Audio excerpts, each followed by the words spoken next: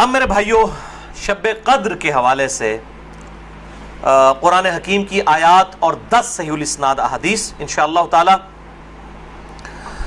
میرے بھائیوں، قرآن حکیم میں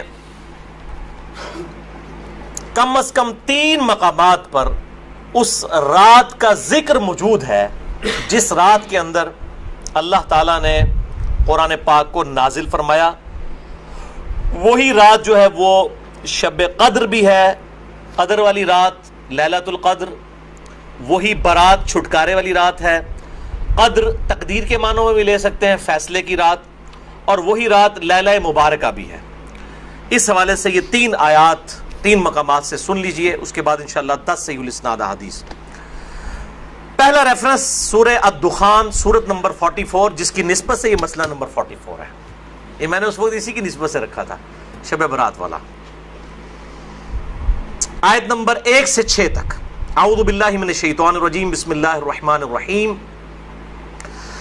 حامیم والکتاب المبین انا انزلناہ فی لیلۃ مبارکۃ انا کنا منذرین فیہا یفرق کل امر حکیم امرا من عندنا انا کنا مرسلین رحمتا من ربک انہ هو السمیع العلیم.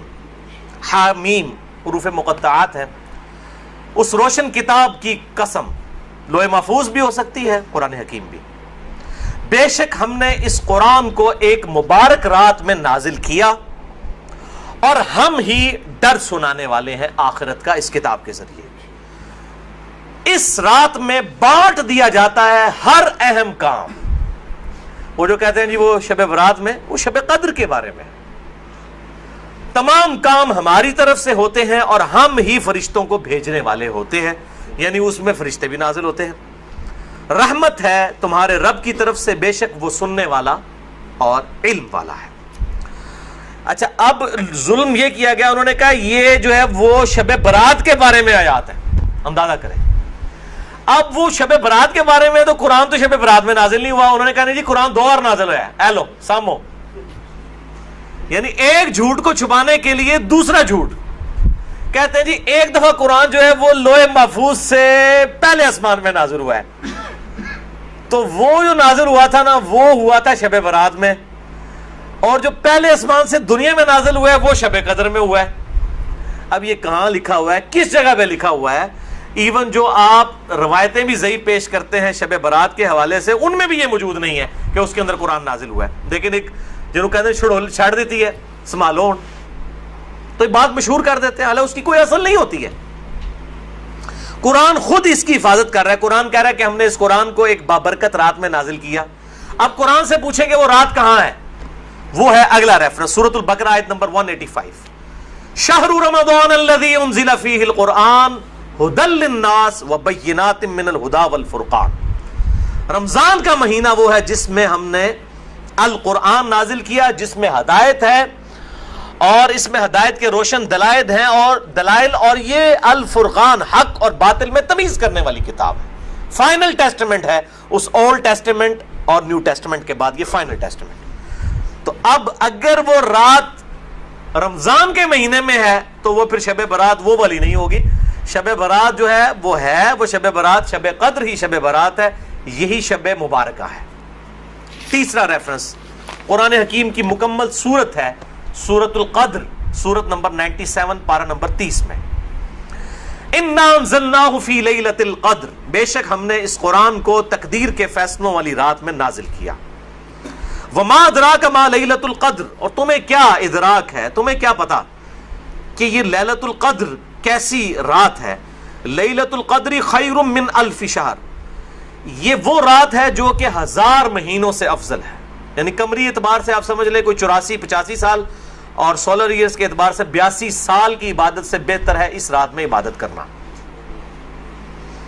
تنزل الملائکۃ والروح فیہا باذن ربہم من کل امر، اس میں فرشتے نازل ہوتے ہیں اپنے رب کی جانب سے تمام اہم کام لے کر. وہی فیہا یفرق کل امر حکیم. دیکھیں قرآن کے پیچھے قرآن کی آیات، قرآن کی سب سے بیسٹ تفسیر وہ ہے جو قرآن سے کی جائے. سلام، یہ رات سراپا سلامتی ہے، ہی حتی مطلع الفجر، اور یہ سلامتی ہے فجر کا وقت شروع ہونے تک، طلوع فجر تک۔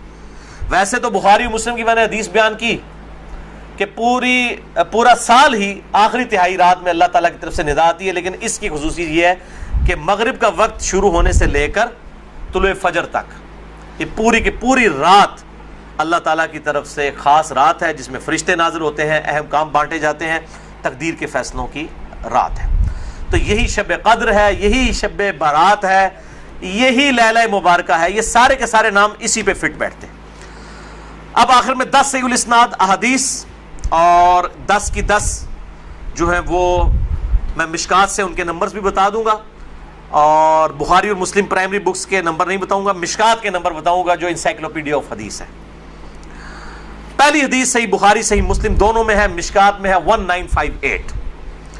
آپ صلی اللہ علیہ وآلہ وسلم نے فرمایا جو شخص ایمان اور احتساب کے ساتھ، احتساب کہہ دیں گے آپ 3 چیزوں کو جوڑ کے، اخلاص، ثواب اور اصلاح نفس، جو ایمان اور احتساب کے ساتھ رمضان کے مہینے کے روزے رکھ لے، اللہ تعالیٰ اس کے سابقہ سارے گناہوں کی مغفرت فرما دے گا۔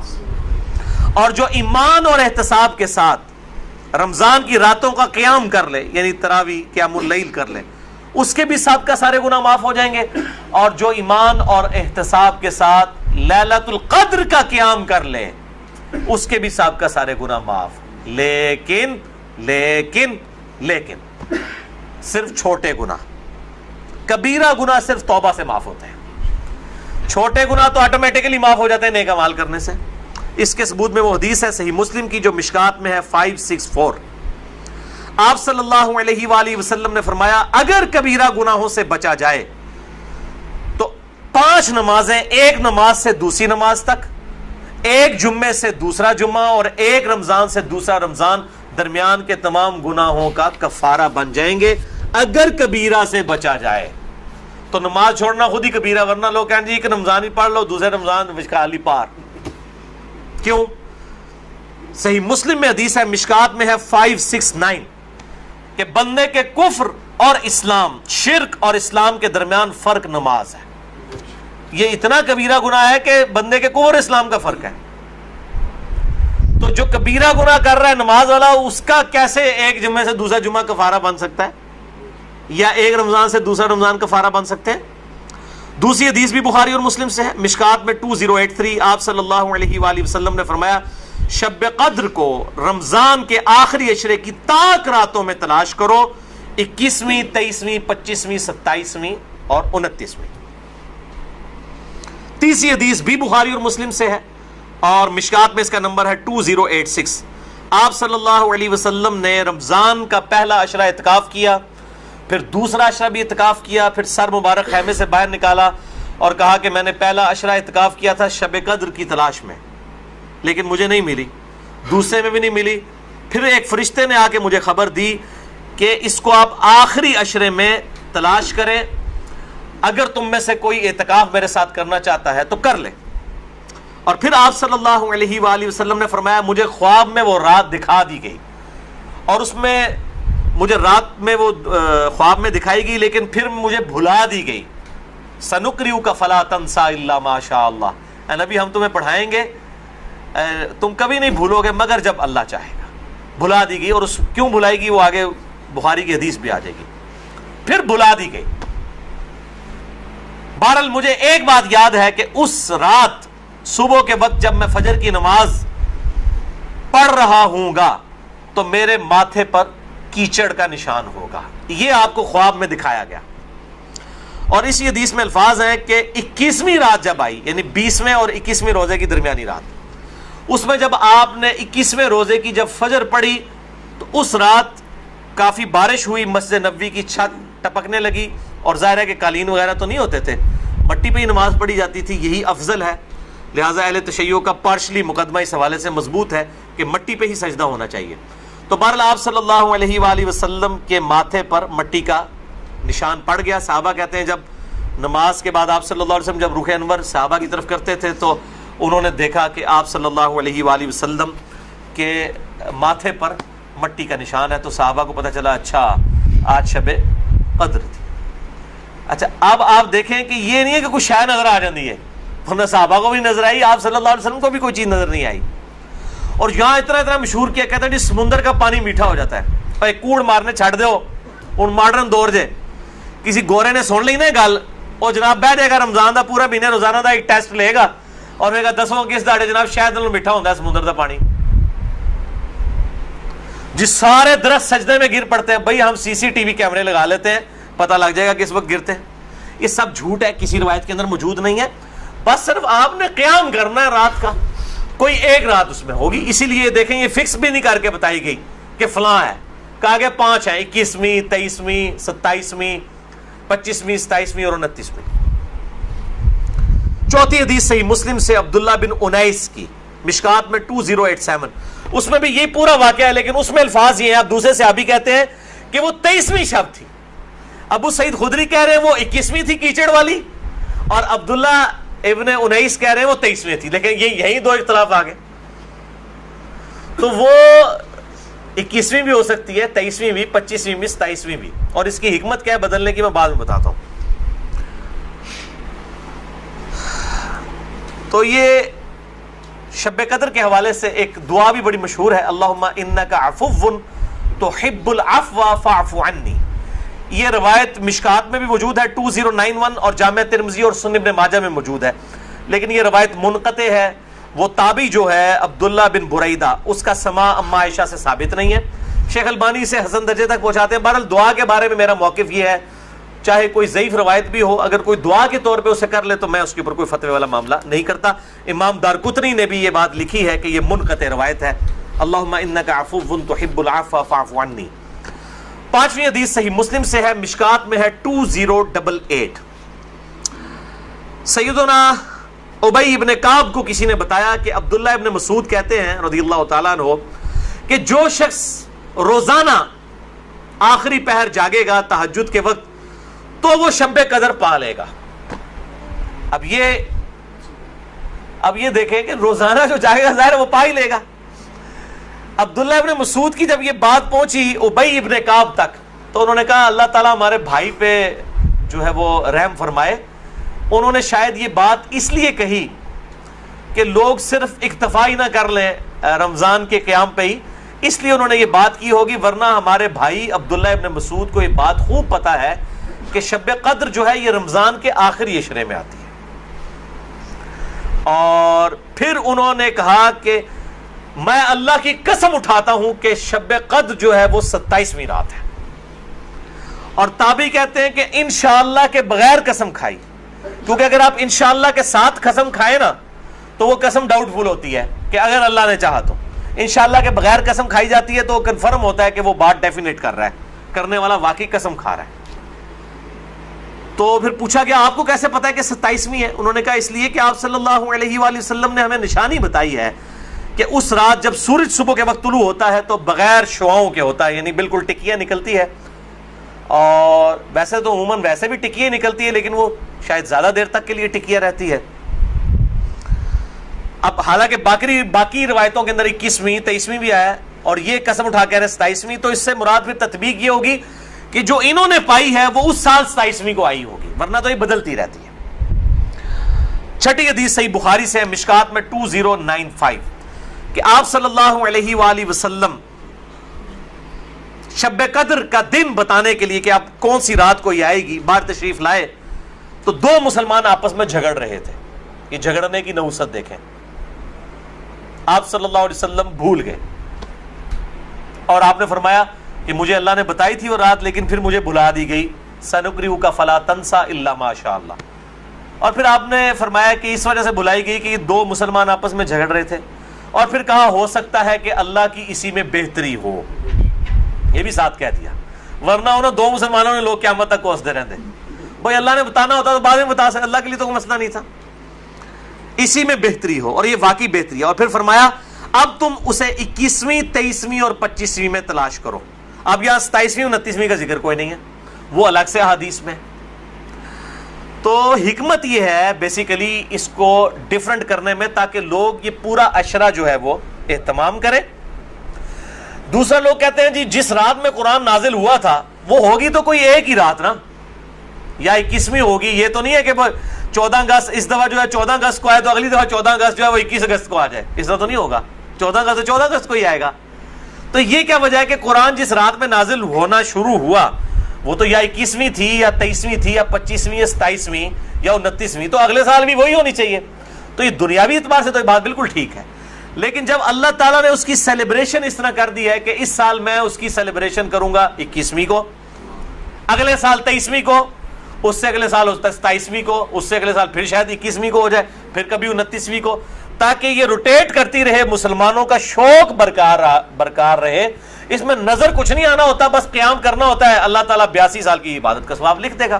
اور اس کا آسان طریقہ میں آپ کو اینڈ پہ 2 حدیثیں بتا دوں گا سست الوجود لوگوں کے لیے انشاءاللہ میرے جیسے. 7ویں حدیث بھی بخاری اور مسلم دونوں میں ہے, مشکات میں 2090.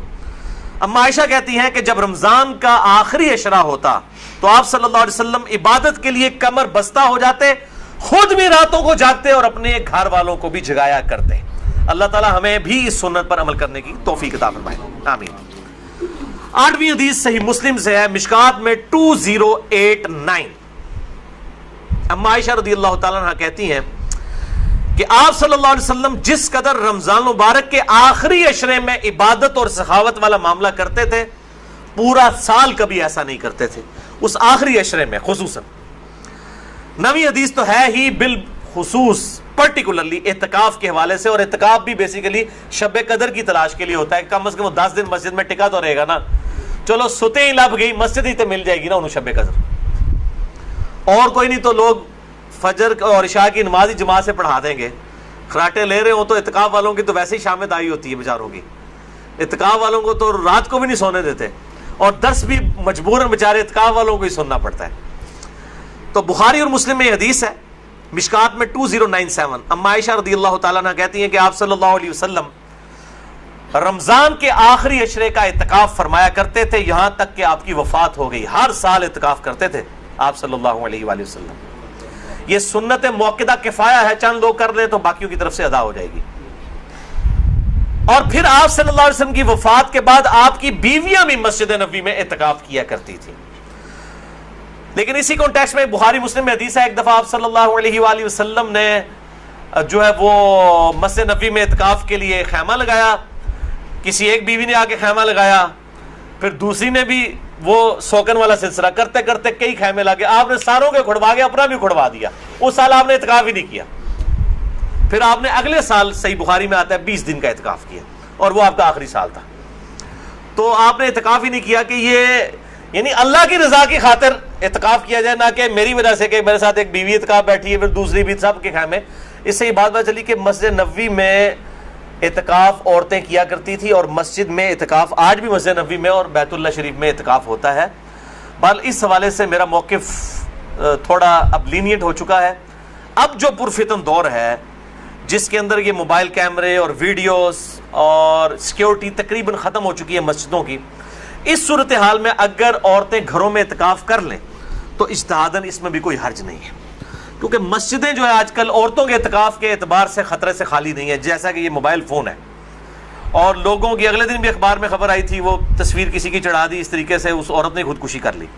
اس قسم کے واقعات ہوتے ہیں. لہٰذا اس میں میرے خیال ہے حدیث جو سختی کرتے ہیں وہ نہیں کرنی چاہیے. حنفیوں کا موقف مجھے مضبوط لگتا ہے, خصوصاً اس دور کے اعتبار سے. میں حرام نہیں کہہ رہا, مسجد میں بیٹھنا بہتر ہے, مسجد نبوی شریف میں جہاں پہ سیکیورٹی ہے بیٹھے, لیکن ہمارے ملک کے اندر میں نہیں سمجھتا کہ سوائے چند ایک جگہوں کے اس طرح کی سیکیورٹی اویلیبل ہو. جہاں پہ ہو ضرور کریں, لیکن عورت نفلی روزہ اور اعتکاف اپنے خاوند کی مرضی کے بغیر نہیں کر سکتی. ذرا یہ ذہن میں رکھیے گا. 10ویں حدیث جامعہ ترمذی میں ہے, سنن ابی داؤد میں ہے, سنن ابن ماجہ میں, مشکات میں 2102. انس ابن مالک کا بیان ہے کہ آپ صلی اللہ علیہ وسلم رمضان کے آخری 10 دن میں اعتکاف فرمایا کرتے تھے, لیکن ایک سال نہ کر سکے تو اگلے سال 20 دن کا اعتکاف فرمایا. وہ ایک سال وہ بیویوں کی وجہ سے ہی نہیں کیا. اور صحیح بخاری میں 2099 نمبر حدیث ہے کہ جس سال آپ کی وفات ہوئی یہ 20 دن والا اعتکاف آپ صلی اللہ علیہ وآلہ وسلم نے اس سال کیا تھا جس سال آپ کی وفات ہوئی. اور اس بخاری کی حدیث میں الفاظ ہیں کہ اس سال پھر جبرائیل علیہ السلام کے ساتھ 2 دفعہ دورہ قرآن کیا. اور بخاری مسلم میں آتا ہے نا جو سیدہ فاطمہ کے کان میں ایک بات کہی تھی کہ اس سال میرے ساتھ 2 دفعہ دورہ کیا جبریل نے, مجھے لگتا ہے کہ میری موت کا وقت قریب آ چکا ہے, تو وہ رو پڑی, اور پھر ایک اور بات کہی کہ تم جنتی عورتوں کی سردار ہو, تو وہ مسکرا پڑی. تو آپ صلی اللہ علیہ وآلہ وسلم کے ساتھ اس آخری اعتکاف میں 2 دفعہ دورہ قرآن حضرت جبرائیل نے کیا الحمدللہ. یہ تلک عشرۃ کاملہ 10 پوری ہوئیں. اب آخری 2 حدیثیں شارٹ کٹ گفٹ کے طور پر شب قدر کا آسان قیام پانے کے لیے. پہلی حدیث صحیح مسلم سے ہے 1491 اور مشکات میں بھی ہے 630. سیدنا عثمان ابن عفان رضی اللہ تعالیٰ عنہ علیہ السلام کہتے ہیں کہ نبی صلی اللہ علیہ وآلہ وسلم نے فرمایا, جس شخص نے عشاء کی نماز جماعت سے پڑھ لی گویا اس نے آدھی رات کا قیام کیا, اور پھر جس نے فجر کی نماز بھی جماعت سے پڑھ لی گویا اس نے پوری رات کا قیام کیا. اللہ اکبر کبیرہ والحمدللہ کثیرہ وسبحان اللہ بکرۃ واصیلہ.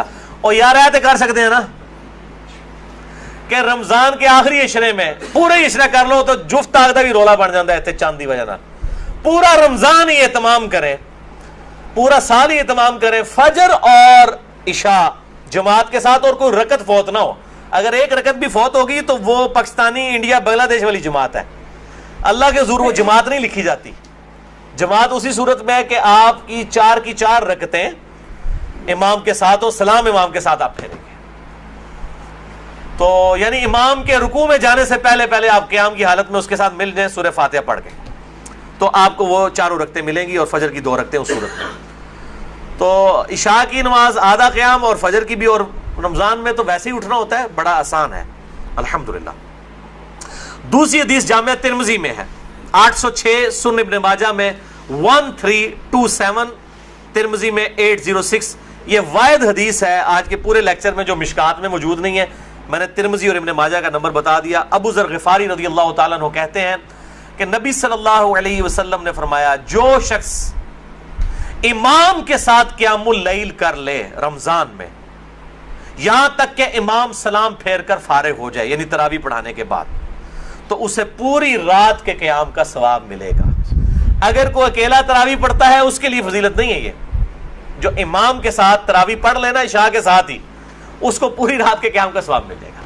اچھا, یہ جماعت کی جہاں پہ باتیں ہو رہی ہیں یہاں پہ عورتوں کو استثناء حاصل ہے. عورتوں کے لیے واجب نہیں ہے کہ مسجد میں جائیں, چلی جائیں, اگر کر سکتی ہیں تمام ضرور کریں.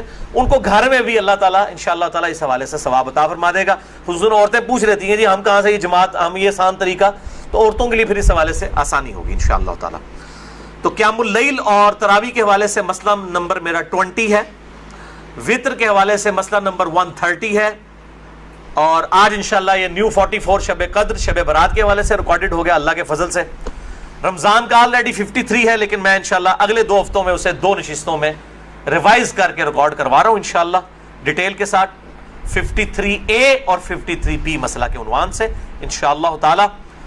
اور ان طاق راتوں میں صلاۃ التسبیح کا بھی اہتمام کریں. ڈیٹیل کے لیے مسئلہ نمبر ہے 91 میرا صلاۃ التسبیح کے اوپر, اب وہ آپ ضرور دیکھیں کیونکہ صلاۃ التسبیح بہت بڑی عبادت ہے. تو قیام کرنا ہی ہے. اعتکاف والے لوگ ویسے ہی گپے مارتے رہیں اور جناب وہ فیس بک پہ بیٹھے رہیں, اس سے بہتر ہے کہ کم از کم ہر طاق رات میں صلاۃ التسبیح کا اہتمام کریں. جماعت کے ساتھ نہیں, انڈیویجول لیول کے اوپر. نفلی نماز جو ہے وہ جماعت کے ساتھ, اگر بغیر دعوت کے کبھی کبھار ہو جائے وہ الگ بات ہے, وہ ثابت ہے, بخاری مسلم سے ثابت ہے. لیکن یہ جس طریقے سے اشتہار بازی کی ہوتی ہے کہ فلاں مسجد میں صلاۃ التسبیح کی جماعت اتنے بجے ادا کی جائے گی, یہ چیز ٹھیک نہیں ہے. اگر بغیر اعلانیہ ہو, اعتکاف والے بیٹھے ہیں, اچانک ایک بندہ آگے ہوتا ہے, پیچھے لوگ نیت کر لیتے ہیں, اس کا جواز بخاری مسلم سے موجود ہے. میں نے اس کے اوپر جو ہے وہ اپنی جو کوسچن آنسر سیشن تھے مسئلہ نمبر 110 ABCDEFGH, اس کے اندر میں نے یہ بیان بھی کیا ہے الحمدللہ. اللہ تعالیٰ سے دعا ہے جو حق بات میں نے کہی اللہ تعالیٰ ہمارے دلوں میں راسخ فرمائے. اگر جذبات میں میرے منہ سے کوئی غلط بات نکل گئی تو اللہ تعالیٰ ہمارے دلوں سے معاف کر دے. ہمیں کتاب و سنت کی تعلیمات پر عمل کر کے دوسرے بھائیوں تک پہنچانے کی توفیق عطا فرمائے. سبحانک اللہم و بحمدک اشہد ان لا الہ الا انت استغفرک و اتوب الیک وما علینا الا البلاغ المبین.